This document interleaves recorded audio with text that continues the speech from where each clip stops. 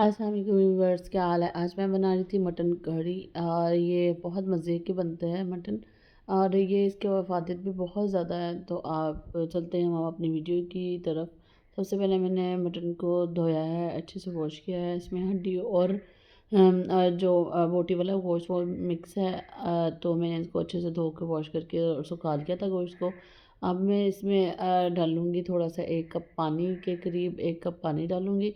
जितना आप यानी कि ये देखिए यहाँ पे मैंने लिया है तकरीबन जहाँ पे मेरा गोश्त डिप हो जाए, तो ताकि हमारा गोश्त गल भी जाए और अच्छे से टेंडर और जूसी भी हो और कच्चा भी ना रहे। यहाँ पे मैंने एक पहले कप डाला है, फिर मुझे कम लगा था, फिर मैंने 1 कप और पानी का डाला है ताकि हमारा जो गोश्त है वो अच्छे से इसमें डिप हो जाए।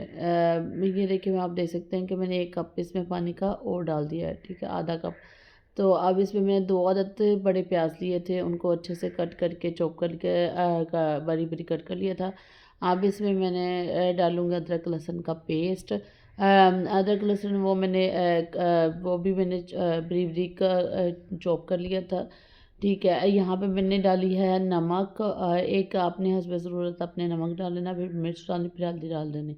फिर इसको तकरीबन हमने जब आधा पानी रह जाए तो आधा ख़त्म हो जाए तो फिर हमने इसमें बाकी इंग्रेडिएंट ऐड करेंगे। यहाँ पे मैंने लिया है तेज़पात, गरम मसाला वगैरह, ये जो सारे खड़े मसाले हैं उनको मैंने लिया है। तकरीबन हाफ टी स्पून इनको डाल के तकरीबन इसको भी डाल देंगे और आधे घंटे के लिए छोड़ देंगे। यहाँ पे ये देखिए आप देख सकते हैं मेरा पानी जो है वो हाफ़ रह चुका है। अब इसमें हम डालेंगे अपने बाकी के इंग्रेडिएंट जैसे अदरक लहसुन और हरी मिर्चें। ये भी मैंने बारीक बारीक कट कर ली थी और इनको अब डालेंगे अदरक लहसुन को और हरी मिर्चों को, ताकि हमारा जो अच्छे से ना गोश्त है वो गल जाए। और हमारा जो टमाटर और हरी मिर्च है वो भी गल जाए। अब इनको डाल के ये भी हम ढकने के लिए छोड़ देंगे ताकि हमारा जो गोश्त है वो अच्छे से गल जाए। और ये देखिए अब हमारी चीज़ें सारी मिक्स हो चुकी हैं। अब बुनाई की तरफ गोश्त आ रहा है, तो हम इसको अच्छे से भून लेंगे ताकि हमारा ना जो स्मेल है गोश्त की और जो गोश्त है वो भी गल जाए, और साथ साथ चेक करते जाएंगे कि हमारा गोश्त किस कदर गला है। तो यहाँ पे मैं गोश्त जो था वो 90% तक गल चुका था और बाकी 10% मैंने इसको भूना ही करते हुए पकाऊंगी, ताकि अभी मुझे उसमें पानी थोड़ा सा ज़्यादा लगा था, तो इसलिए मैंने अभी और ढक्कन देकर हल्की आंच पे छोड़ दिया इसको। तो ये देखिए आप देख सकते हैं कि अभी पानी अभी तकरीबन थोड़ा थोड़ा सा पानी है, साथ साथ हम इसको भून लेंगे और साथ साथ इसकी और हमारा जो पानी है वो भी ड्राई हो जाएगा। आपसे मैंने कहा था अगर आपको मेरी वीडियोस पसंद आती हैं लाइक भी करेगा, सब्सक्राइब भी करेगा और बेल आइकन को दबाना मत भूलेगा। और ताकि और बेल नोटिफिकेशन भी दबा देगा ताकि मेरी आने वाली वीडियोस आपको सबसे पहले मसूल हो जाए।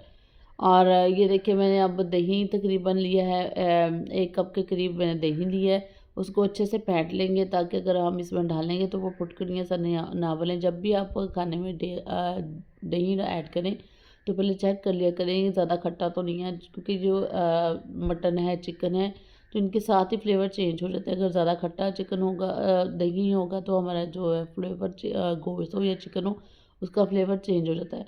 तो यहाँ पे मैंने अच्छे से दही को फेंट लिया था ताकि वो जो इसके लम्स हैं वो गोश्त में जाके ना ड्राई ड्राई से ना हो जाए। तो ये देखिए अब इसको दही को डाल के अच्छे से बुनाई कर लेंगे ताकि इसकी स्मेल ख़त्म हो जाए गोश्त की।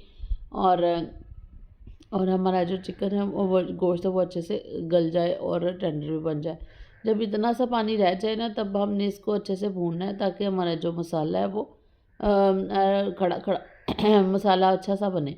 यहाँ पे मैंने ब्लैक पेपर ऐड किया है। आप भी अपने हस्ब ज़रूरत जितनी भी अगर बनाई करते हुए ब्लैक पेपर मसाला बाद में ऐड करिएगा, साथ खाने के बिल्कुल ऐड नहीं करिएगा, तो वो उतना ब्लैक पेपर का उतना फ्लेवर नहीं आता। यहाँ पे मैं थोड़ी सी डाली है चिली फ्लिक्स और इसको डाल के भी अच्छे से बुनाई कर लेंगे ताकि हमारा जो मसाले हैं वो अच्छे से इसमें पक जाएं और फ्लेवर बहुत अच्छा है। और इतना मज़े का ये गोश्त बना था, मटन कढ़ी बनी थी कि मुंह से, साथ मैंने खमीरी रोटियां बनाई बनाई थी और मुंह से इसका जायका उतर ही नहीं रहा था, और बहुत मज़े का और डिलीशियस और मज़े का बना था कि मैं बता भी नहीं सकती। ये देखिए कितना, आप इसकी अच्छे से बुनाई कर लेंगे।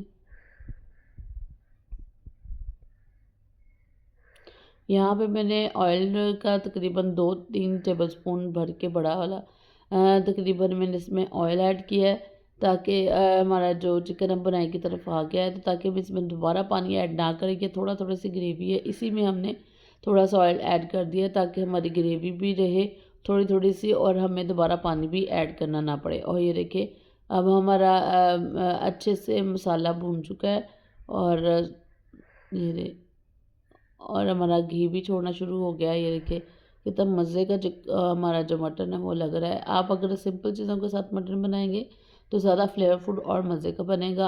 यहाँ पे हमने इसमें कोई भी एक्स्ट्रा इंग्रेडिएंट ऐड नहीं किया, ना ही कोई हमने कोई मसाले ऐड किए हैं। सिंपल स्पाइसेस के साथ हमने इसको मटन करी को तैयार किया था, और उतना ही मज़े का बनता है, क्योंकि गोश्त से छोटा गोश्त जो होता है उसका अपनी एक खुशबू और अपना एक जायका होता है। इसमें इतनी ज़्यादा चीज़ें डालने की ज़रूरत ही नहीं पड़ती। सिंपल चीज़ों के साथ बनाया है। ये देखिए आप देख सकते हैं कितना मज़े का जूसी और टेंडर लग रहा है। अगर आपको मेरी वीडियोस पसंद आती हैं, लाइक भी, सब्सक्राइब भी, और बेल आइकन को दबाना मत भूलिएगा, और हमेशा मुझे अपनी दुआओं में याद रखिएगा, और मुझे फीडबैक भी लाज़मी देते रहिएगा कि आपको मेरी वीडियोस कैसी लगती हैं। अल्लाह हाफ़िज़।